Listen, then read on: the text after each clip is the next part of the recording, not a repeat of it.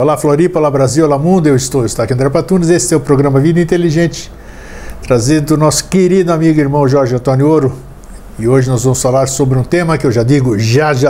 Jorge, como é que você está? Super bem. Super bem? Super. O ventinho não está nem atrapalhando? Não, está apontado para você. Eu me divirto, dá um calorão ainda e aqui, mas tudo bem, o ambiente é sempre gostoso aqui, né? Então está tudo em ordem. Tudo tranquilo, querido. Beleza. A vida sendo vivida. Isso que é importante, a gente podendo estar aqui com saúde, para poder bater esses papos e compartilhar com vocês, não tem coisa melhor. E hoje o tema que nós vamos abordar é estados alterados de consciência. Negócio legal, interessante, né? O que é um estado alterado de consciência? A gente vem falando anos e mais anos aqui no programa sobre consciência. É uma palavra muito utilizada, né? Consciência. Já fizemos programas sobre consciência, você procura aí dentro do Vida Inteligente, né? www.mosaicosdonovociclo.com.br. Lá estão todos os 300 e tantos programas Mosaicos do Novo Ciclo, com o Jorge Antônio Ouro. Ali com o áudio, com o vídeo, por ordem, você faz pesquisa. Como é que faz isso aqui? Pesquisa textual. Isso, você coloca uma palavra que você queira descobrir, ele vai buscar lá dentro desses 300 e poucos programas, onde nós conversamos, porque lá estão também todas as sinopses.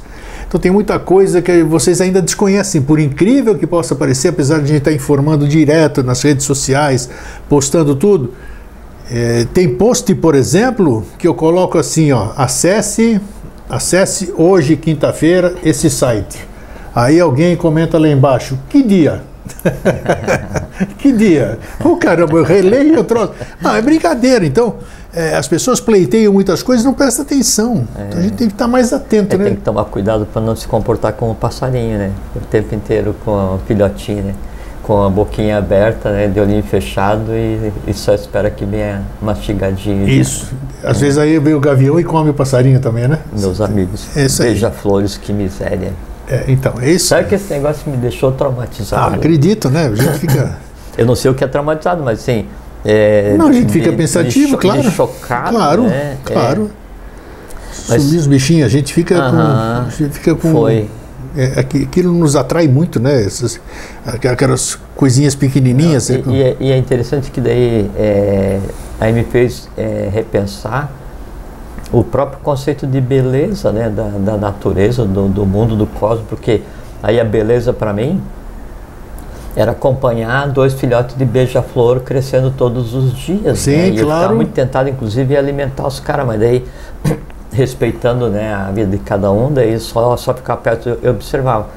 E daí aquilo era na prática a expansão da beleza e a expansão do bem, do bom e do belo, porque daí vendo uma vida minúscula daquela, sem assim, dúvida, uma vida gracinha. impossível, improvável, né, crescendo e as coisas assim, daí aí vinha a mãe beija-flor alimentar e eu ficava perto, eu estava até com tal. E todo o processo era um processo belo, né?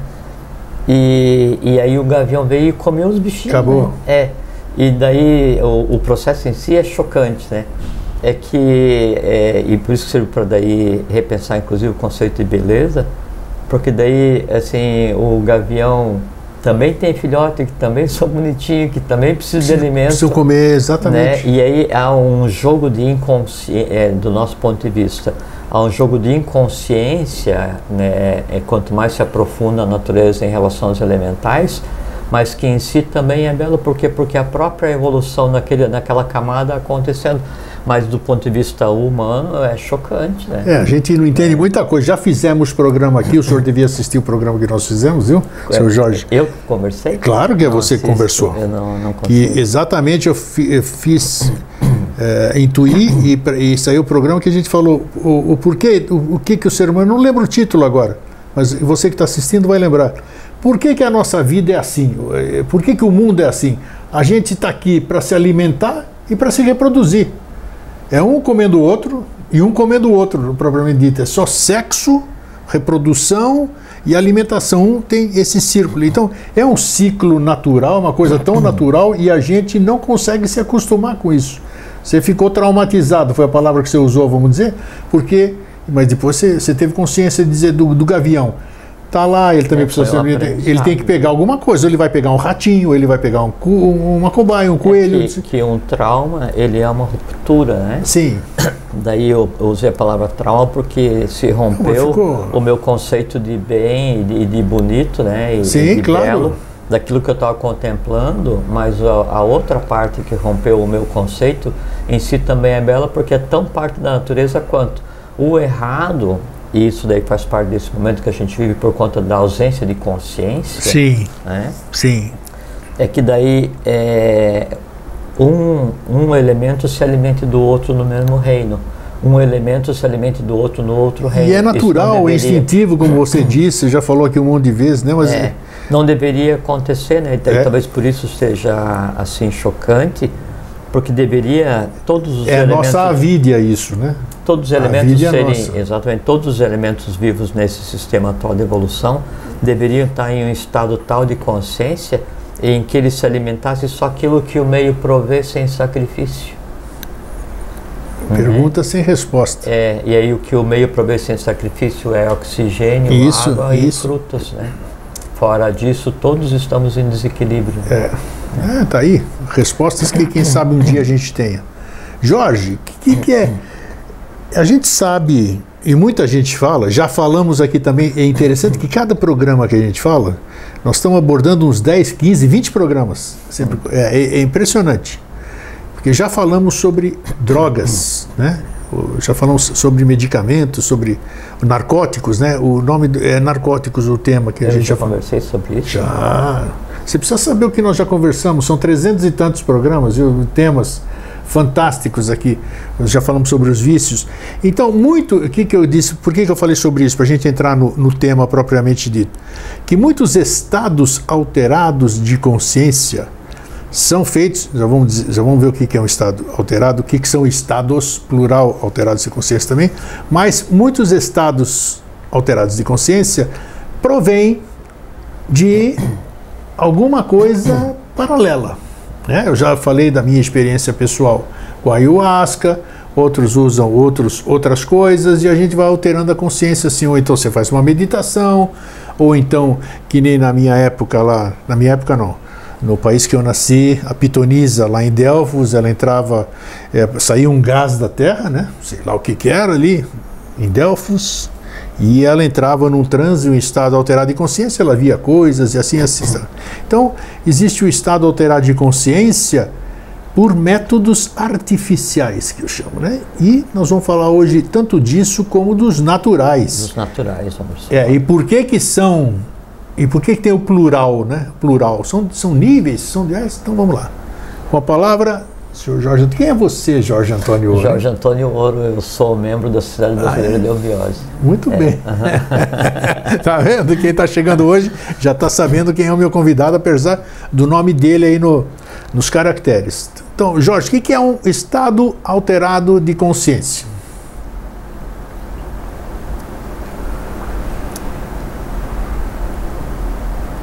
O termo consciência, como a gente compreende hoje, ele passou a ser usado na linha de idiomas que derivam daí hoje o português por volta de 1200, 1240, né? E significando a diferenciação do que é certo e o que é errado. Isso que era o conceito de consciência. Etimologicamente, o consciência, ele vem de sindire, que é saber fazer, é conhecer direito. E mais ainda, a gente andando no caminho da raiz etimológica, ele vem de uma raiz do proto-indo-europeu chamada skei, S-K-E-Y, que é cortar, separar. Então, o conceito básico de consciência era você saber separar, discernir as coisas que norteariam as tuas ações, né? Antecedendo, inclusive, o conceito de certo e conceito de errado. Desculpe. Então, hoje, quando você fala consciência, você associa consciência com a prática do que é certo, prática do que é bem, né? Só que consciência está acima disso. Está acima disso. Consciência, o estado de consciência, não é o que você faz, porque o que você faz sempre está mascarado pelos conceitos sociais. Sem dúvida. Que você faz em uma civilização diferente, que você faz em outra, em um povo diferente, em um núcleo social diferente, você vive sozinho. Sempre, então, o que você faz não é consciência. O conhecimento que você tem não implica em estado de consciência, porque ele pode te transformar só em um ignorante, ou pode ser só um conhecimento profissional ou um conhecimento acadêmico. Isso em si não é consciência no que a gente define hoje. O que você pensa não é estado de consciência, porque o que você pensa, ele vai estar norteado pelo teu entorno e pelo conteúdo que você tenha na tua mente concreta. O que você sente não é estado de consciência, porque o que você sente também está norteado pelo entorno e pelo tipo de emoções que você cultiva, cultua e exterioriza, e principalmente por aquelas emoções que você tem em você e que você oculta. Então isso não é estado de consciência. A tua capacidade de abstrair não é estado de consciência, porque você tem pequenos lampejos de abstração, né, e logo volta o controle do processo inteiro para a mente concreta. Um conceito novo, que talvez nunca tenha abordado, para o que é estado de consciência, seria a região do universo onde está expandida a tua mente. A região do universo onde está expandida a minha mente? Uhum. A região do universo? Então vamos considerar o universo como tudo que existe manifesto, né? Então o visível e o invisível, todos os planos existenciais, desde o átmico, búdico, mente abstrata, até o elemental, até o físico. O estado de consciência e sabe como é que a mente se expande para o universo, né? Então eu vou até onde está o conhecimento, a gente conversou. Já falamos, né? Sim. E aí ali entre um estado de vibração na horizontalidade, naquela contemplação, quando eu vejo alguma coisa me vê de volta, né? E aí então eu crio o reflexo. Nós conversamos um outro dia sobre a questão de criar o reflexo. Foi muito interessante. Que é o mistério para compreender todo o processo da vida, né? E então quando acontece esse reflexo, então uma parte daquilo é criada em mim. Então na minha alma, né?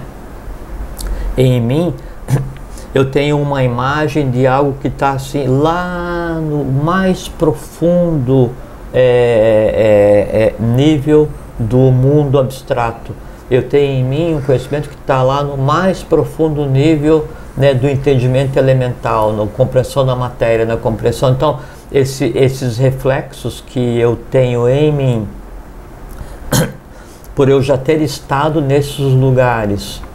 E esse estado nesses lugares significa que eu posso ter estado, que nós falamos num programa anterior, recente até, né?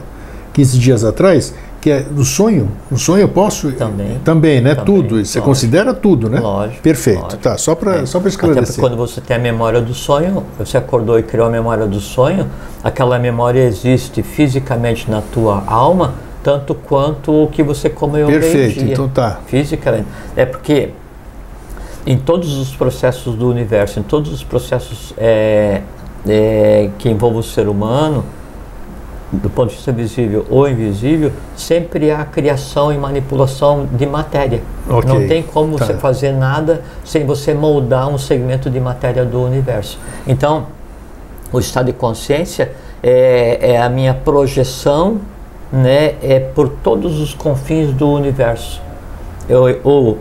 Tudo aquilo o qual eu já vi no universo, né? E onde se instala isso, Jorge? Na alma. Na alma, perfeito, legal. A função da nossa existência é transformar a matéria que acompanha a nossa alma, né? Que é o que é a mente concreta e é o astral, o mundo, a mente concreta, que é parte da mente universal, que a mente universal é a mente concreta e a mente abstrata, né? Então, parte da mente universal, que é a mente concreta, e mais o astral, é o que compõe a nossa alma, entrelaçado com o vital e com o físico, que nos dá o controle da matéria mais densa através dos 5 sentidos. Perfeito. Essa que é a mecânica básica de toda a interação nossa no universo. Tá. Então, essas imagens que eu vi do universo e que existem em mim é que dão o meu nível de consciência. Mas existir em mim significa existir entrelaçado e em prática, quer dizer, e em sendo ativa, e em sendo utilizada, porque senão eu tenho todo o conhecimento acadêmico, esotérico que possa existir, só que isso está escondido, guardado em um campo qualquer da minha mente concreta e não faz parte da minha mecânica do dia a dia. Então é como se eu andasse pela vida arrastando uma biblioteca inutilmente, eu só vou me cansar, vou me transformar em pedante, em ignorante e não tenho o menor conceito do que seja bem ou bom, ou não tem conceito nenhum, e eu só carrego aquele monte de livro que ao invés de estar digitalizado está na minha cabeça como memória. Qual é que é o resultado disso? Zero. Isso me dá estado de consciência? Zero. Não dá nada. Mesma coisa. Eu vou fazer uma prática mística, uma prática templária, uma prática ritualística qualquer, não é?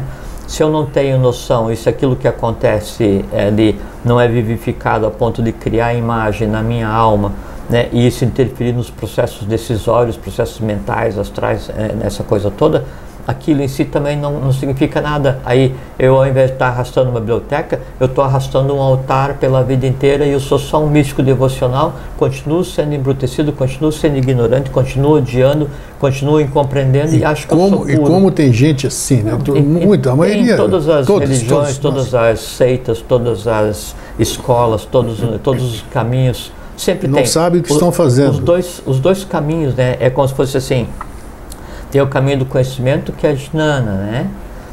E tem o caminho da devoção, que é Bhakti. Se esses dois caminhos não contribuir para que daí seja criado um novo estado de consciência, eles são só lastros, são só pesos mortos que eu carrego ao longo da vida, achando que aquilo me purifica ou me torna melhor. Você está falando um negócio... Se vocês prestarem atenção, é importantíssimo, puxa. Não, isso é o âmago das religiões. Porque a prática mecânica, ou a leitura mecânica, ou essas coisas assim, não levam ninguém a lugar nenhum, e você cria a falsa impressão, né, que aquele é o caminho, mas na prática, né, aquilo não tem influência nenhuma, e você é tão embrutecido quanto antes de começar o caminho. Perfeito. Você é tão embrutecido quanto antes de ler 1000 livros.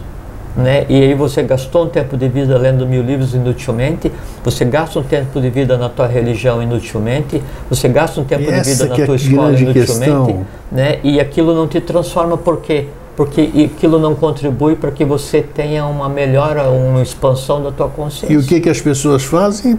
Claro que jamais vão alcançar aquilo que elas queriam, né? E depois saem falando mal da escola iniciática ou de onde está falando. Por incompreensão. A incompreensão, a culpa é de lá. Nunca vê que a culpa é da própria pessoa. Ela está fazendo a coisa mecânica, não entende porque está fazendo aquilo. Perfeitamente. É porque daí a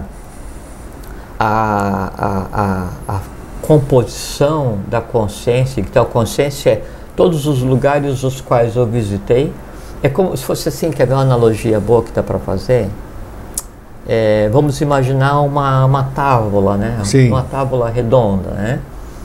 E aí à cabeceira da tábua, né, está sentado o espírito, o eu superior de cada um, né? E aí quem organiza os locais para sentar na tábua e quem convida aqueles quem que determina, vão sentar, para daí se manifestar nesse conclave, é a alma de cada um, é a persona. O espírito está sentado à cabeceira e quem organiza a mesa é a persona, a personalidade, o Jorge, o grego, o nome de cada um, né? E aí então eu vou, né, assim, nos mundos mais estranhos. E aí como aquela pessoa, aquele ente que eu vi, que eu contemplei, que eu criei, que eu engendrei, que eu tive contato, eu acho que ele é interessante, digo assim, puxa, você é tão importante para mim que eu quero que você sente à mesa. Sim. Né? E aí eu dou àquele, né, voz na reunião. Né? Então eu componho a mesa e o meu eu superior está observando. Né? Ele está como, assim, um mediador que não é invocado, né? Porque não tem número par de convidados. E aí eu coloco na mesa, então assim, as minhas emoções, meus desejos, meus medos, minhas ignorâncias, meus conhecimentos inúteis, não sei o que e tal, né? E aí eu, pessoa, digo assim, eu vou fazer alguma coisa, aí o que que vocês acham? Aí começa aquele pandemônio, um grita tal, o desejo grita desejo, o ódio grita ódio, o medo grita medo, cada um grita tal, né? E aí aquele conjunto que grita mais, né? É que daí escreve lá o veredito, decisão, e fala assim, olha, fale isso. Eu vou e falo, é porque você... Aí começa uma briga, porque aquele conclave decidiu. Então, eu monto a tábua, eu monto a mesa, né? Porque assim, eu decido quais loucos eu dou voz dentro da minha alma. Isso significa estado de consciência? Não, isso significa estado de pandemônio. Por quê? Porque a consciência, ela está à espera de ser composta. Quando? Como você compõe? Então, usa a mesma tábua para... Lógico, é isso que eu vou fazer. Então, obviamente a minha mesa sempre vai ter medo e desejo. Sim. Né? Natural. Vou tirar, obviamente, sim. Seria bom se não tivesse, mas na maior parte das vezes, sempre na mesa de cada um, sempre tem voz na alma de cada um, aqueles desejos mais intensos, os medos mais profundos, os ódios, as antipatias, coisas assim e tal. E... é o meu telefone? Não. Tá. E eu deveria compor a mesa, tipo assim, eu vou adquirir um conhecimento, não é? E esse conhecimento que poderia ser útil, eu não deixo na sala do lado, né? Porque eu acho que ele não é importante. Uma vez que eu adquiri o conhecimento, esse conhecimento me dá uma compreensão, eu vejo alguma coisa, eu trago esse conhecimento e digo, sente-se à mesa. Tá. Eu dou voz àquele conhecimento. Eu dou voz àquela compreensão. E aquele conhecimento, ele nunca é o último. Mas qual é o momento de se formar a tábua? A tábua, ela é formada todos os dias. Todos os dias. Quando você vai decidir o que você vai comer no almoço, a tábua se manifesta. Se manifesta, ok. Só para a gente se posicionar. Quando alguém fura a fila na padaria, na tua frente, e você vai reagir, a reação é um comando da tábua. Perfeito, ok. Né? Tá. Assim, a alma de cada um de nós... Cada dia é uma tábua. A cada segundo, é uma reunião. Tá, uma reunião, perfeito. Porque como é que a tábua se manifesta no mundo? Através da fala, do movimento, da das ação. mãos. E quais são as informações que chegam na tábua para decidir? A informação dos 5 sentidos. Okay. A tábua é como funciona a mente. Ok, né? perfeito. A alma é a tábua. Né? Daí, eu tenho que aos poucos ir colocando e dando assento, né, nessa mesa decisória aqueles que têm um conteúdo. Que conteúdo? Cada um tem um conteúdo específico, né? Mais uma vez, vigilância dos sentidos. Óbvio. Mais uma vez. Óbvio. E não adianta você descer a chibata em quem tem voz. Você tem que decidir a quem você dá a voz. Isso que é consciência. Né? É escolher quem senta à mesa para decidir tua vida, né? E se você tem, né, em todos os locais da tua mesa... É o cocheiro da carruagem, né? Perfeitamente. Tá lá, né? Se você tem todos os lugares da tua mesa ocupados por instintos, a decisão é instintiva. Se a gritaria na tua mesa é baseada nas emoções mais densas, a decisão sempre é emotiva. Se quem está sentado à tua mesa é só a racionalidade mais bruta, a decisão sempre é racional e nem sempre é a melhor decisão. Então quem tem que estar sentado à mesa? Pessoas educadas, pessoas com consciência, pessoas com conhecimento. E onde estão as pessoas? Onde estão os entes educados, os entes com consciência? Estão espalhados no universo. Vai ter que ter sentado à mesa, né, aquele instinto mais profundo, mais especializado, só que o instinto ele é de tal forma educado que ele cede a voz, ele cede a vez, ele ouve a emoção. A emoção tem que estar presente à mesa porque faz parte. Só que daí não a emoção mais bruta, mais cristalizada, mais grotesca, ou você falou a questão da sexualidade, a erotização, né? A sexualidade não é errado, porque é inerente ao momento atual da evolução. Sim. A erotização e o uso para aquele momento, isso é que degrada a humanidade. Então, a emoção tem que estar presente à mesa, mas qual emoção? Aquela emoção mais elevada, mais equilibrada, que se aproxime, se afaste da erotização e se aproxime do amor fraterno. O conhecimento tem que estar conhecimento racional, acadêmico? Claro que sim, porque ele é útil para você interagir com o meio onde você vive. Mas também tem que estar ali o conhecimento do mistério, o conhecimento do secreto, do segredo, né? A iniciação, porque ele te dá uma visão e aí a coisa avança e passa a ter assento à mesa aqueles mundos os quais você visitou, né? E você contemplou e compreendeu aquilo que não faz parte da tua rotina. Então você tem sentado na tua mesa, desde a mente abstrata até o mais profundo instinto elemental. E qual é que é a diferença? Todos eles levantam a mão para falar e ouvem os outros. O que sai? Uma decisão comedida. Essa decisão comedida, esse equilíbrio entre as partes, essa manifestação adequada, pausada, fraterna, consciente, isso é estado de consciência. Interessante, olha só. Então, você já doravante, você vai lembrar. O que é consciência? Você vai lembrar da tábua. Quer dizer, cada momento você ter discernimento, essa palavra mágica, né? Discernimento é consciência, né? Porque nesse momento você vai ver quem que você vai deixar se manifestar mas aquilo lá. A consciência é bem disso, consciência é escolher. Exatamente, então é escolha. É como a inteligência, interlegere, é você escolher o melhor. Então pronto, já definimos, não sei como foi o programa, como a gente abordou o tema consciência na ocasião que nós fizemos, 10, 15, 12 anos atrás, sei lá o quanto, mas hoje já temos mais uma roupagem dela. Sim, hoje, porque daí, então, assim, o que é a consciência? Consciência sim, então daí, quem está sentado à mesa, ou mais denso ou mais leve, é que define em que altura do universo a tua mesa está situada, não é? E aí, então a consciência, o estado de consciência definido a partir de qual altura de você mesmo a tua voz se manifesta. Lógico, se manifesta a partir da mente concreta misturada com a mente abstrata, parcimônia, fraternidade, amor universal, paciência, compreensão, essas coisas assim, um elevado estado de consciência. E o elevado, o termo correto seria expandido estado de consciência, sim, porque eu fui vai em todas as direções, mais recôndito ponto do mundo, da mente abstrata, e trouxe um conhecimento e dei assento a ele.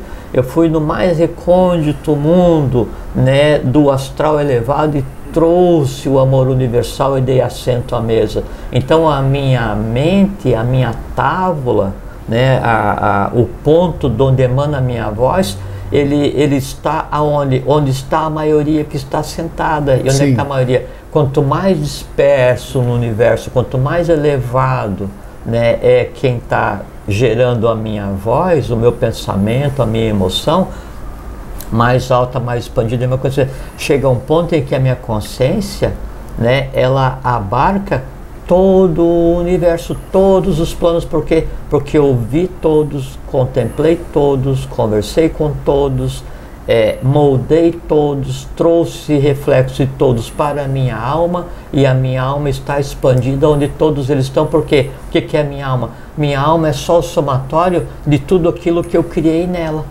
Maravilha. A alma em si é um saco vazio. Sim. Quem compõe a alma é o que eu coloco nela. O que eu coloco nela é que dá a altura de onde a minha voz se manifesta. Ou um instinto mais primário, né? Ou a emoção mais grosseira, ou o academicismo mais cristalizado, ou então um instinto mais elevado, a emoção mais fraterna, o conhecimento mais profundo beirando o mistério.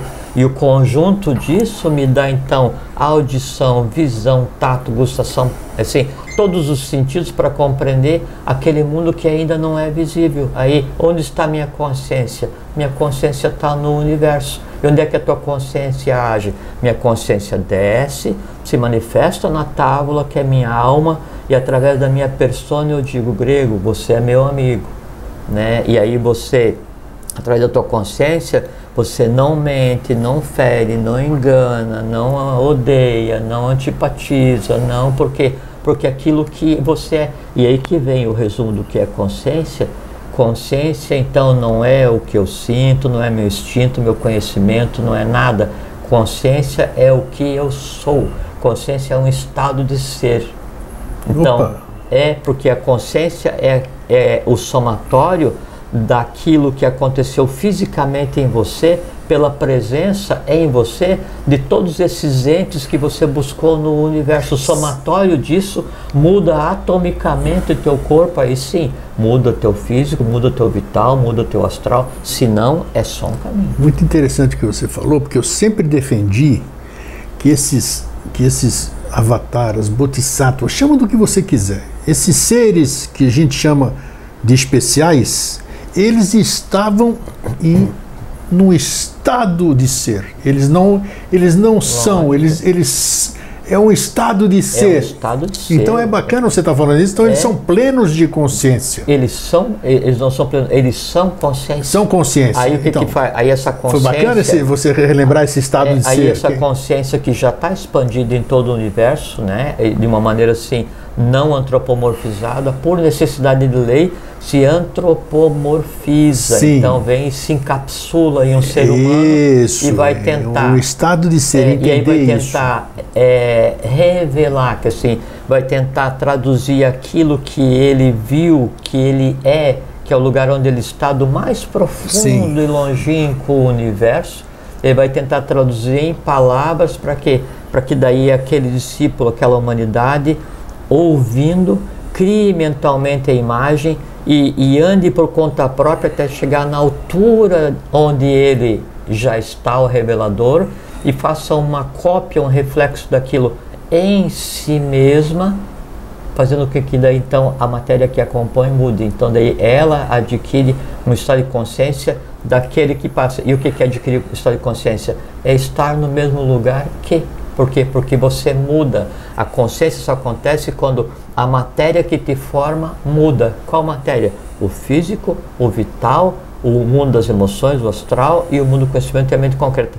Mudou, se entrelaçou, misturou com o abstrato. E aí que vem uma coisa muito interessante, é que o próprio espírito, o próprio eu superior em cada um de nós, quando acontece essa integração com o universo, ele em si também aumenta o estado de consciência, porque ele ainda é uma partícula do todo, mas não é o todo. Muito bom você falar isso aí, porque a gente percebe que todos que passaram e adquiriram esse estado de ser, conquistaram esse estado de ser, porque ninguém veio pronto, adquiriram o estado de ser, mas eu não posso chamar que perderam. Você percebe que eles um processo utilizam de sacrifício. Exato. Como é que é isso, pô? Assim, parece um negócio incoerente, não seria? Não, é que assim, quando você, daí, por ter expandido a sua consciência para o universo como um todo, você não é mais já um ser daquela raça, daquela ronda, daquele planeta, daquele momento dimensional. Você é um ser cósmico. Então você está fora do conceito de samsara, de roda de samsara. Tá. Você não precisa se antropomorfizar. Aí, só que em ato de extrema doação pela humanidade, o que faz? Abre mão, assim, pô, eu tô aposentado, tô de férias para a vida, né? Mas eu vou fazer o quê? Eu sei que tem gente que precisa, então eu vou abrir mão da minha, assim, desse meu estado. Imunidade. Vou abrir mão desse meu estado de contemplação e vou lá no meio, né, das pessoas que precisam, para me incomodar, para compreender, para tentar ensinar, para ser agredido, para ser antipatizado, né, para tentar dar o exemplo. E aí, nesse momento em que você abre mão mesmo, e vai penar e vai sofrer tanto quanto qualquer um. Então é interessante, foi bom você falar isso. É um processo de doação. Esclarecimento também, porque o estado de ser ele não é perene, tá dizendo que não é perene, ele, né? E o estado de consciência também não é. Não é. Na medida em que você se projeta, é como tem a deusa Indra, né, do panteão hindu, né? Que aí ela precisava compreender como a humanidade agia, para daí dar o bem, o bom, o belo para a humanidade. Né? E qual era a humanidade mais sofrida do ponto de vista dela? Era aqueles seres que são o que a gente chama de porcos, né? Então ela vem e encarna como uma deusa porca, né? E aí ela passa ali, só que daí o viver ali no chiqueiro é um negócio tão divertido, porque assim, não tem obrigação nenhuma, só comer o que jogam de resto, né? E ficar roncando, né, e chafurdar na lama. Isso. Não tem nada mais divertido. E aí aquilo passa a ser tão divertido que ela esquece que ela é uma deusa. Né? Aí os outros deuses vêm e a sacrificam, né? Tiram a vida para que daí, experienciando a morte, ela readquira a consciência. Olha, e ela que importante vê isso. como é difícil para o ser humano querer consciência. Por quê? Porque chafurdar é muito divertido. Perfeito, muito bom. Muito boa analogia. Então, isso é que é consciência. Consciência é um estado de ser, é onde você está disperso em todas as camadas do universo. Agora, o que é um estado alterado de consciência? Alterado, exatamente. Foi brilhante essa primeira parte. O que é alterado de consciência? Então, a gente, quando imagina estado alterado de consciência, então a gente sempre tende a pensar em um elemento externo, né? Perfeito, um transe, chá, um gás, qualquer coisa. E assim, sim, na iniciação até no uma Egito, meditação, sei lá. Na iniciação no Egito era utilizado isso, na Índia, no Afeganistão, na Pérsia, no Irã, né? Na Síria, no Líbano, na Etiópia, na Grécia, aqui nos Incas, nos astecas, maias, toltecas, nos tupis, né, todas as raças que existiam aqui concomitantemente com a Atlântida, sempre havia um elemento externo para induzir o contato com o meio. Só que a indução do contato com o meio era para aquele que já tinha estofo, que já tinha maturidade, que estava preparado para compreender o meio no qual ele ia se lançar. Claro. Então, sim, o se atirar no mar revolto, não é? Ele é muito bonito, mas só que só tem sentido caso você tenha um instrumento que te dê suporte e caso você tenha habilidade e força suficiente para sobreviver, porque senão você vai sair dali lesionado. Não tenha dúvida. Então, esses artifícios para daí projetar o discípulo, né, ou o xamã, ou o sacerdote, ou o que seja, para um plano, né, diferente, estando em vigília, eles tinham uma função que era iniciação, ou uma antevisão, uma previsão, ou fazer o que faziam os arúspices, ou os que liam a linguagem e o movimento dos pássaros, essas exato. coisas assim. Não de maneira generalizada, porque quando eu tomo um elemento químico qualquer, né, e aí ele me lança, enquanto em vigília, em um mundo com visão diferente, e ele cria esse estado alterado de consciência temporário, isso pode ser benéfico ou maléfico, dependendo do qual a minha habilidade para compreender o mundo onde Perfeito, mas por que então, foi bom você falar isso, que depende, mas a maioria das pessoas dizem, ou se fala livros disso aqui, amplia, nunca se fala que reduz, né? Sempre fala que amplia, né? Por que se usa isso? Realmente amplia ou não? Não é que amplia, né? É que a visão que a gente tem hoje é a visão que está restrita à mecânica do aparelho visual. Ok. Né? Por limitação própria de cada um, porque a gente pode ver o que quiser em qualquer plano do universo. Ver, ouvir, tocar, sentir, falar. Né? Cada um sabe até onde expande os seus sentidos. E aí então, através dos sentidos que são os jnana endrianes, os jnana endrias, que assim, são os órgãos do conhecimento, então eu moldo, e essa moldagem ela depende da interação com o plano vital, e aí o que é moldado então é entregue, né, para a alma, para que então na alma, a manas, que é a mente, ela decida o que fazer com isso, né? Quando então eu vou tomar um elemento externo, né, para induzir esse estado, e qualquer droga faz isso, né? Então o que eu estou entregando para a mente, porque veja que o foco é a mente. Sempre. Ela está recebendo. Então eu estou entregando elementos do mundo concreto em uma ordem que é a ordem que meu organismo consegue suportar. Aquilo que eu estou vendo, ouvindo, o que eu estou sentindo, as coisas assim. Quando daí então eu rompo essa barreira que me separa, que separa os sentidos do mundo físico, eu passo então a ver aquilo que está no astral, por exemplo, Tá. né? E sempre lembrando que é um mundo astral com 7 planos e mais 7 visões, são 49 subplanos. Então eu vou, e um indutor externo de quebra de vigília, né, ele não vai me jogar no mundo da divindade, ele só vai fazer com que eu veja o mundo que em mim existe. Perfeito. Então a pessoa só vê o mundo no qual ela existe. Perfeito. A diferença é que daí, ao invés então de eu ver formas ordenadas, né, ilimitadas pela transformação dos tatos, que são os sentidos, eu passo a ver formas ilimitadas e não formatadas em uma grande convulsão, né, agindo com uma vitalidade não restrita à passagem do físico pelo vital para o astral. Então aí aí o som diferente, cor diferente, volume diferente. Mas é o seu mundo, isso que é importante, lógico, é o seu mundo, você não está vendo nada de extraordinário fora o seu mundo. Eu nunca experimentei droga, né? Sem nenhuma, nem maconha, assim, nem época. Nem eu, só tomei ayahuasca, como eu falei. Eu convivia, a pessoa experimentava. Eu também, normal, nossa. Né? Mas é que daí, assim, cada um já é louco à sua maneira. Eu sempre tive medo. Eu não tive medo, mas eu já nasci tão fora da casa que daí não precisava tomar nada.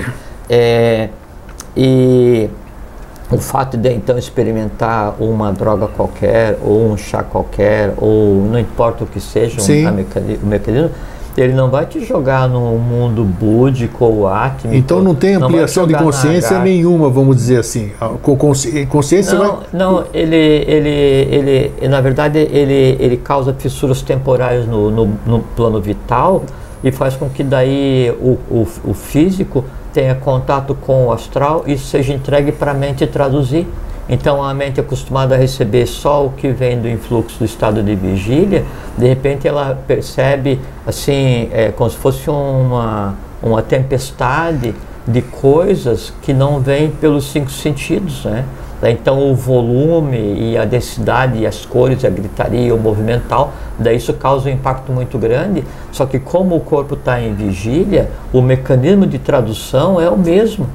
Então é como se fosse uma overdose de informações. Sim. E ainda o que vem desse plano, nesse estado induzido, alterado de consciência, é um mundo plástico, porque quanto mais denso é o astral, né, mais plástico, assim, mais flexível, né, e mais moldável ele é. Então você está vendo o que você deseja, você molda, você vê o que você deseja, a tua crença, a tua aspiração, ou você vê o teu medo, se você tem medo de aranha, você vai ver aranha gigante. Então você está moldando todas aquelas coisas que não estão mais submetidas a uma regra de moldagem dos sentidos, e tudo aquilo é entregue para a mente para processar, e você entra em um estado quase de desligamento, né? E isso não te dá consciência. Óbvio que não dá. Não te dá consciência. Ele te permite ver de maneira desorganizada um mundo que em você existe, que você moldou naquele minuto. E que você muitas vezes não enxerga, mas através desses meios você consegue enxergar. Aquilo então, em você está. Isso. Né? Então você enxerga o que está em você. Óbvio. Eu não vi nada fora. Não tem como. Não vi nada fora. Estou vendo. Como. Ótimo. Se eu vivo no inferno e aí eu experimento uma droga, né, eu não vou contemplar o céu. O que eu vou ter que contemplar é uma invenção de céu dentro do meu inferno. Não existe magia nesse sentido, não tem atalho. Isso aí que o fato de eu experienciar alguma coisa não implica que daí a minha consciência vai se projetar do astral mais denso para o plano búdico e eu vou compreender o universo. Falei, eu vi o universo inteiro. Você viu o universo inteiro dentro da tua compreensão de universo que você criou ao longo do tempo, baseado nas tuas aspirações, nas tuas emoções, nos teus medos e naquilo que você deseja. Fala assim, puxa, eu fiz uma projeção de consciência e eu viajei até Vênus. Você viajou até o teu conceito de Vênus dentro do teu astral mais denso. Eu experimentei alguma coisa e eu tive contato com um disco voador. Você experimentou alguma coisa e teve contato com a tua ansiedade, tua ânsia, o teu desejo de ver os discos que você mesmo criou astralmente e que existem em você. Você vai me fazer pensar bastante agora depois desse programa aqui, porque há 6 vezes que eu experimentei ayahuasca, né? Eu não vi absolutamente, eu tive visões psicodélicas, isso mesmo. Quer dizer, não vi nada que estivesse o anseio meu nem nada.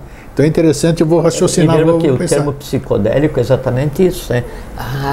Que é um emaranhado, formas geométricas, coloridas. Exatamente, isso aí. Mas é aquilo dali que é a minha experiência, é individual, né? Claro. É uma massa astral. Já vi gente que viu coisas fantásticas. À espera de ser modelada. Aquilo dali é como se fosse os elementais que compõem, né, o primeiro, o segundo e terceiro reinos elementais, que então seria o mental, o astral e o vital, né, prontos para serem moldados. E como você não está submetido à razão, à lógica, à visília, né, então aí há quase um pré-impulso de moldagem e você molda o que você quer. A mulher que você ama ou deseja, o homem que você ama ou deseja, o Deus que você quer ver, o Buda que você quer apertar a mão, o disco voador que você quer entrar, o planeta que você pensa que foi, o mundo subterrâneo você molda o teu mundo.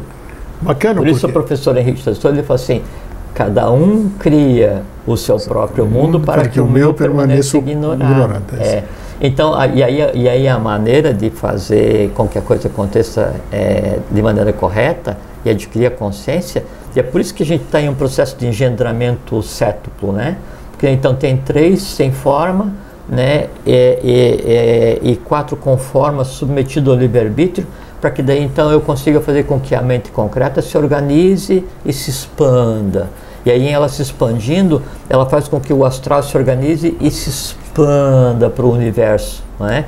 Aí ela faz com que o vital se organize e se expanda até tocar na emoção. E aí o físico se organiza e se expanda até ter o domínio. Aí quando você vai fazer aí não é mais um estado alternado de consciência baseado em uma coisa externa, quando você vai daí conscientemente andar pelo mundo que te compõe, o mundo que te compõe já é plenamente organizado. Ainda existem elementais instintivos, ainda existem emoções, ainda existe conhecimento, só que daí todos eles entrelaçados num fluxo contínuo com o superior. Daí o que você vê no astral já é o astral permeado pelo búdico.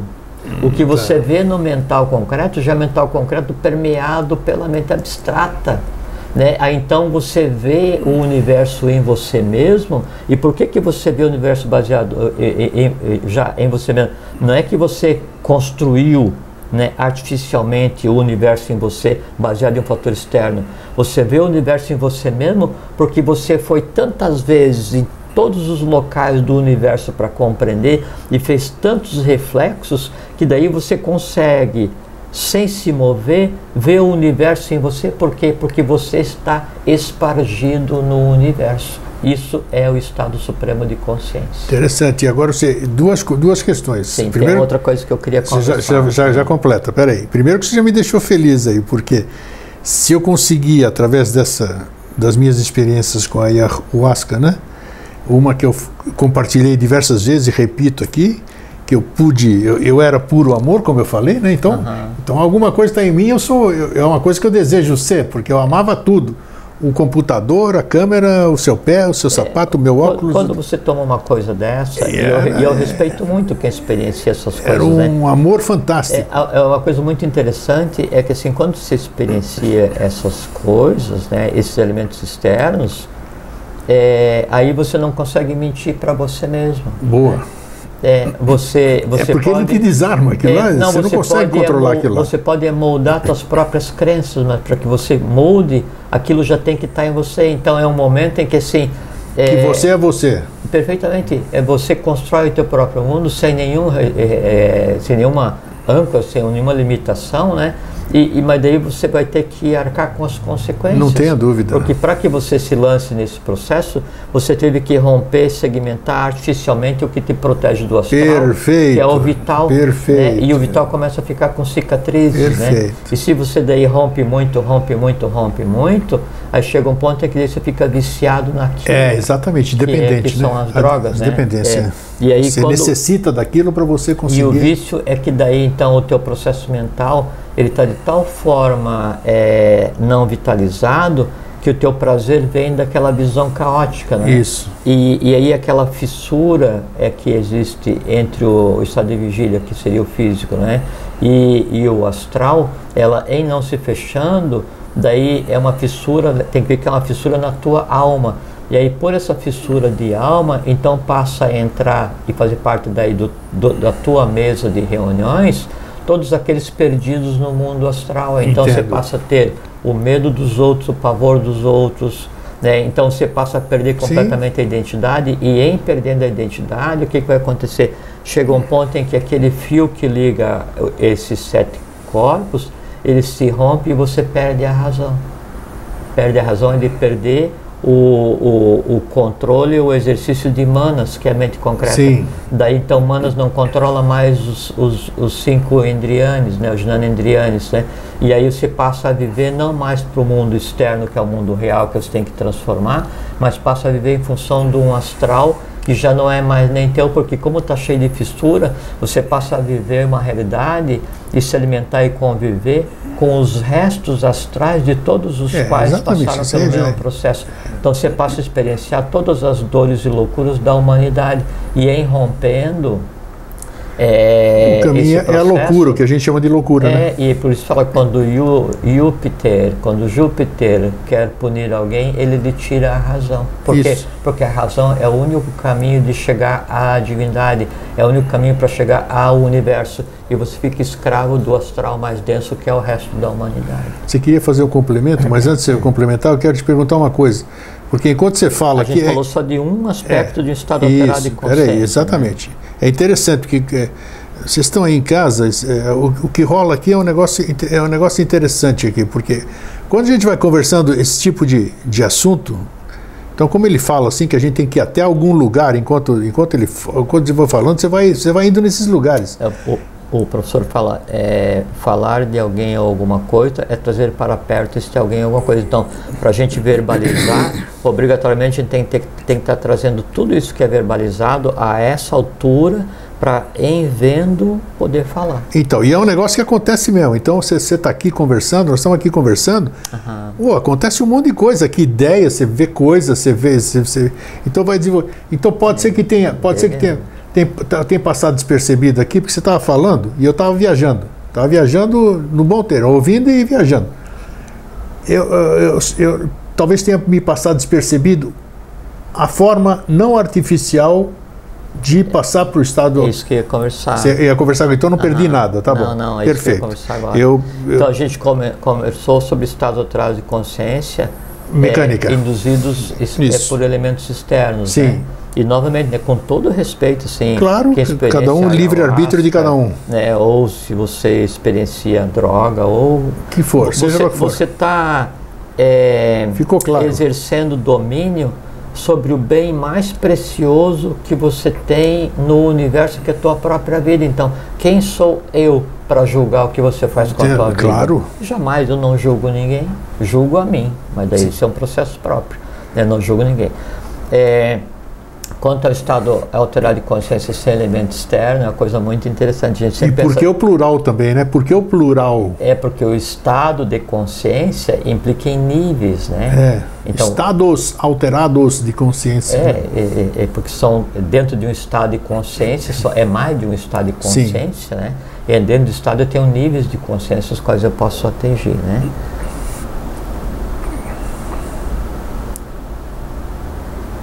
Você imagina assim, grego,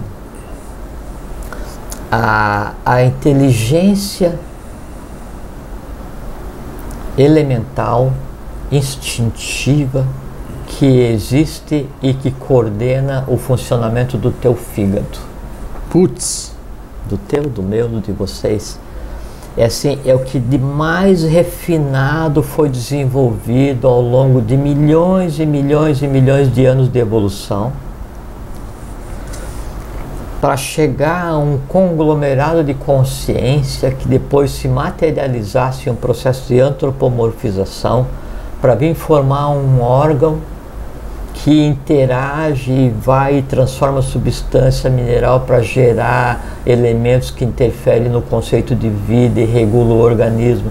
Aí você pega o fígado, baço, coração, pâncreas, tireoide, paratireoide, suprarrenal, pineal, né? Então, são inteligências assim inimagináveis. Inimagináveis mesmo. Inimaginável. Você imagina se fosse dado, né, a um a um cardiologista ele por um segundo contemplar, visualizar a inteligência que rege o processo de disparo elétrico de contração de sístole e diástole. Então ele estaria contemplando o comando elétrico universal que faz com que a vida seja mantida, né? Então todo o conhecimento acadêmico da medicina que o cardiologista tem, né, é compreender do ponto de vista externo aquela inteligência invisível elétrica que faz com que pulse, né, o coração na contração, né, e abre válvula e fecha a válvula e vai fantástico, e manda e tudo, fantástico, né? Então fantástico. Esses dois extremos que é o caminho para a busca de um estado alterado de consciência.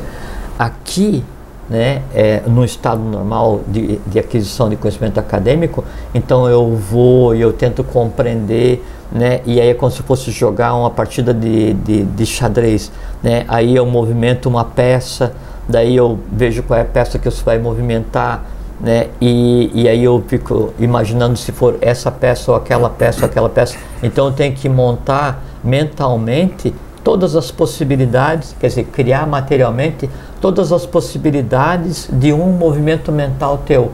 Daí você vai e move uma peça, daí eu deixo aquele de lado e monto esse processo. E é um processo mental, onde eu tenho que ir pensando o que fazer, pensando o que fazer. Agora você imagine se daí ao invés de pensar o que fazer, eu fosse agindo quase instintivamente. Isso é um estado alterado de consciência. Quer ver um estado de consciência? Um estado alterado de consciência básico que todo mundo pratica e ninguém se dá conta? Andar de bicicleta.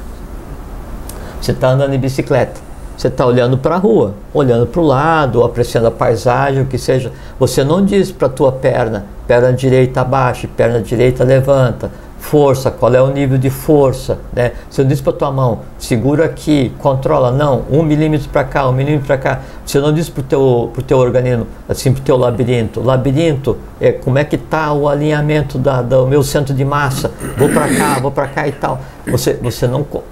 Isso é um estado alterado de consciência. Até você dirigir um carro é outro estado, né? O outro estado alterado, você não pensa. Você não pensa, você nem sabe como é que você chegou. Não. Se você for mentalizar então o trajeto... Você vê, entregar um processo humano para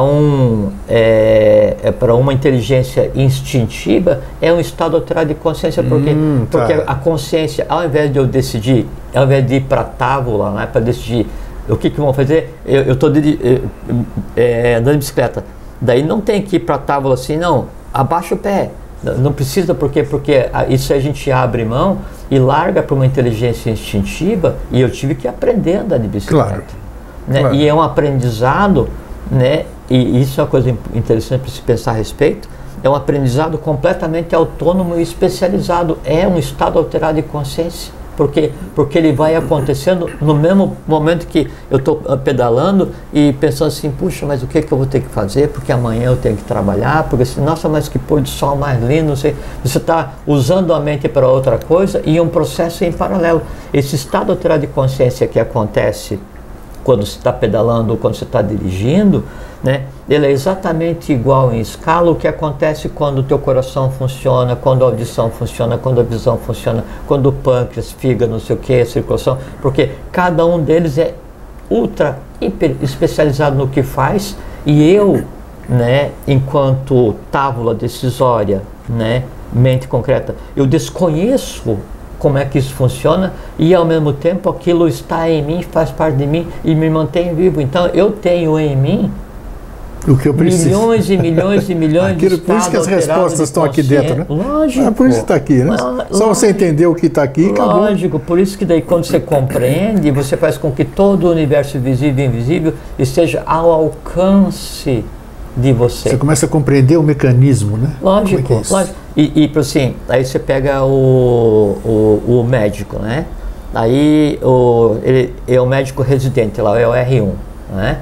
Daí ele vai fazer ele está sob supervisão do R2-3, do professor dele. Ele disse, eu vou fazer a minha primeira sutura, né, no post-atendimento. Ele está ali assim, daí a amígdala cerebral assim, enlouquecida, em estado de estresse, porque não sabe o que vai acontecer, e ele tem medo de matar o paciente quando ele vai fazer uma sutura de 3 pontos, né, e aquela pressão, ele sabe que está sendo observado, e ele tem que lembrar da questão da anatomia, da circulação, como é que vai aplicar os pontos, qual é que é a pressão, em qual sentido. Então, aquele processo todo, e ele está ali, e daí aquilo não é estado alterado de consciência, porque ele está construindo um estado alterado de consciência, e ele vai fazer, e vai dar sutura, e vai ver, vai fazer certo, vai fazer errado, vai fazer 1, 2, 3, 4, 5, 10 mil vezes, né? Ele criou uma inteligência instintiva. Sim. Passou 30 anos de profissão, né? E ele é um neurologista, um oftalmologista ultra experienciado, né? E aí ele vai fazer uma microcirurgia, não é? E aí ele já não tem mais que pensar em qual é a pressão do ponto que ele vai aplicar, porque a mente concreta dele está em um estado alterado de consciência. Por quê? Porque ele é um especializado. Toda especialização implica em estado alterado de consciência. Olha toda que especialização. Interessante. Você pega um professor, né? Ele sabe tudo de filosofia, ele sabe tudo de matemática, e aí ele está ali explicando para os alunos, né? E aquilo para ele é um deleite. Então ele não tem que pensar como é que ele vai fazer a derivada, porque o integral de A não sei o que e tal, a Z, porque daí tem que fazer esse cálculo. Ele vai e tal, vai. Na verdade ele está cerceando o estado alterado de consciência para extravasar isso em um volume tal que torne possível ao discípulo, ao aluno, que é um discípulo, né? Claro. Compreender aquilo, e daí então ir se assenhorando, fazendo reflexos daquilo, para que daí o caminho onde esse professor construiu alguma coisa baseado no seu estado alterado de consciência seja ensinado ao aluno, para que um dia ele chegue naquele caminho e ele consiga replicar, assim como o mistério se replica. Muito interessante. Nossa, que muito claro. Agora, então, isso é o dia a dia. Todo mundo fica em estado alterado de consciência, para mais ou para menos. Você vai brigar, né? Aí, você, ao invés de agir razoavelmente, você não vai agir nem baseado na razão, nem na emoção, você age baseado no instinto. Naquele instante, o pandemônio na tua mesa decisória se instalou de tal maneira que a razão ela entra em estado de susto, a emoção não sabe o que fazer, e o instinto vai e faz a coisa toda, né? Daí a emoção fala assim, meu, que vergonha, como é que eu agi dessa maneira instintivamente, né? Assim, aí a emoção, numa tentativa de minorar o processo, ativa, né, as formas de contenção que chama de arrependimento, vergonha, qualquer coisa assim, né? E aí a emoção tem que agir e falar assim, não, agora não adianta se arrepender, agora não adianta ter vergonha, nós vamos aprender a não fazer mais isso. Há um aprendizado. Chega um outro dia, é gerada a mesma situação e o instinto se levanta. A emoção, que tem em si um estado alterado de consciência já pré-preparado, fala assim, ops, contenção. Aí a emoção fala assim, contenção, ops, certinho, sem arrependimento. Aí você cria um outro estado, né? Criou um outro estado, isso é irreversível. Melhorou o teu estado de consciência. Há uma outra coisa ainda, e daí é o estado alterado de consciência, né? É quando, assim, eu vou participar de uma atividade templária, uma atividade mística, ritualística, ou qualquer coisa que seja, né? Sem nenhum elemento externo. Eu domino os fatores todos, né? Então o reflexo daquilo tudo está em mim, vivo, com voz, né? E aí eu vou usar um elemento externo que é um mantra. Quando aquela vitalidade do mantra ele entra e é processado, daí aquilo vai acordar, né? Vai acender em mim tudo o que com ele está entrelaçado e que é reflexo da própria origem da coisa em si. Naquele momento, o meu estado de consciência está alterado e corresponde ao estado de consciência do ambiente geral. E você ajuda, né? Você ajuda, lógico, claro, isso que é bacana. Porque daí você traz aquela realidade que só você e quem está ali tem o caminho, E aí, em você trazendo aquela realidade, aquilo vem para o teu organismo, traduzido, sentido, vivificado e é expandido pela tua mesa decisória. Você vai e expande aquilo como o quê? Como amor universal, como fraternidade. Aí você transforma a matéria. Esse é um estado alterado de consciência também. É interessante, só para fazer apareceu aqui, tem que falar, né? Porque em cima do templo de São Lourenço, depois de alguns rituais, as pessoas têm tirado fotos fantásticas lá, né? Não, que tem se tornado públicas. Isso aí não tem. Quer dizer, é uma prova de que. Prova, pode chamar de pareidolia, pode chamar do que quiser, coincidência, tal. Mas que às vezes daí. Essa formação. Porque. A egrégora passa a se tornar visível. Perfeitamente. Tão forte que passa a se. Perfeitamente. É que o invisível é só aquilo que, de maneira geral, as pessoas ainda não têm capacidade de ver. Sim. Porque não está em um nível vibratório adequado. Porque a mente, né, e o controle dos sentidos e o estado de consciência da pessoa, ele vibra em determinada ressonância, ele tem determinada frequência, né?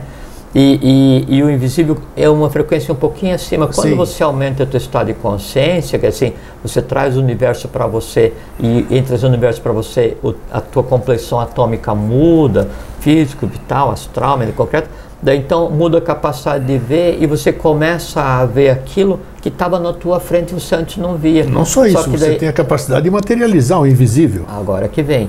Aí chega um ponto tal, né, em que daí o conjunto das pessoas, ou você sozinho, né, você faz com que daí parte daquele invisível ele seja densificado e vitalizado a ponto de ser compreendido pelos demais. Perfeito. Na prática, quando se revela o mistério, é isso que é feito, porque você pega uma coisa que está no que para a gente é considerado como intangível, traz do intangível para o tangível, do tangível para o invisível, do invisível para o visível, do visível escreve e fala. Para quê? Para que a pessoa consiga fazer o caminho de volta e chegar lá no intangível, fazer um reflexo e aí transformar atomicamente a matéria, porque o objetivo da existência hoje é fazer o quê? É fazer com que todos experienciem um estado alterado de consciência, até chegar ao ponto em que o estado de consciência seja único, e aí a evolução se fez. Na prática, quando a evolução se fizer e todos tiverem estado de consciência adequado, né, é o que a gente considera como Satya Yuga, Idade de Ouro, ou, né, traduzindo também para a nomenclatura atual, seria a Agartha de volta na superfície, onde daí não existe mais estado alterado de consciência. Por quê? Porque toda a janela do universo está aberta para todos. Caramba! É por isso que esse programa não pode ser diário, entendeu? Porque... não, sabe por quê? Não, porque é alimentação. Você já pensou? Tem que esperar digerir, né? Fazer bonitinho, absorver, começar... Mas que é bacana, é bacana. Jorge, brilhante, olha. Porque o que se fala de digestão, né?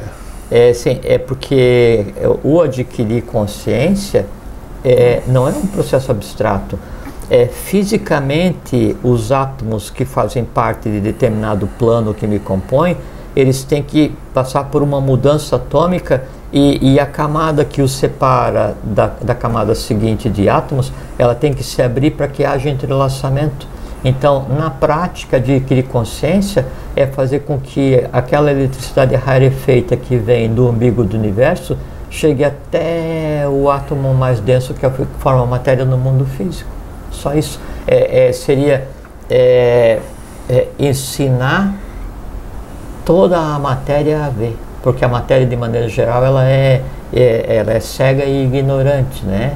No sentido de ignorar e desconhecer. Sim, claro. Então é fazer com que a matéria seria fazer assim, fazer com que o átomo mais denso que compõe o plano físico, que ele compreenda que ele é o resultado de 7 aglomerações de átomos iniciais, né? Daí ele vai descobrir a árvore genealógica dele enquanto átomo dele. Fala assim: puxa, mas então meu pai e minha mãe né, são dois átomos do mundo átmico que se juntaram, fizeram do mundo búdico, se juntaram, fizeram a mente abstrata, se juntaram, fizeram a mente concreta e vieram até gerar esse átomo, e daí os átomos se compõem para formar os elementos que se compõem para formar as matérias que compõem, e então toda a matéria fica ciente e onisciente de si mesmo. Isso que é consciência. Grande. Great se fala em inglês, é isso? Jorge, muito obrigado mais uma vez. Obrigado a você. Eu fico satisfeito porque, mesmo tendo passado quase 15 anos, nossa, é uma delícia fazer isso aqui, sabe? São conversas que preenchem a gente. Como é que se satisfaz mesmo? Como se fosse um alimento para a alma, como ele. Mas é isso aí mesmo. Alimento para a alma. É porque tudo que compõe o ser humano, ele precisa ser alimentado para sobreviver. Não tenha dúvida. Né? Sem do oxigênio, né, a esterilização de um desejo, todos precisam ser alimentados, né? E o que a iniciação provê, né, é ensinar ao discípulo a melhorar, a refinar o seu gosto, né? Ao invés de ele se comprazer com coisas mais embrutecidas, ele ensinar o seu organismo, né, a sentir felicidade em compreender o abstrato. Maravilha. E aí quando você Isso compreende, mesmo. é porque aquilo já está em você, similibus congregantur, né? Semelhante atrai semelhante, donde a única forma de ser eu compreendido e sentido é cada um de vós seres um reflexo de mim mesmo. Se o eu é o universo, a única forma de o universo ser compreendido e sentido é cada um de nós ser o quê? Um reflexo do próprio universo. E o reflexo, reflexere, é dobrar-se sobre si mesmo. Quer dizer, eu já sou, só não estou me vendo. Legal, o importante é que hoje foram dadas mais ainda ferramentas, né? Todo mundo percebeu, e agora basta a gente trabalhar, buscar aquilo que a gente quer. Jorge, é isso. Fraterno abraço, obrigado mais uma vez. Vamos ficar um tempo sem se ver. Não vamos ficar um tempo sem se ver, porque isso aqui já estamos no retorno aí. Então é isso aí. Para vocês que ficam, fraterno abraço e um feliz sempre. Fiquem bem, fiquem em paz, tenham uma boa vida e que a consciência de vocês abarque todo o universo, porque é um direito que lhes cabe.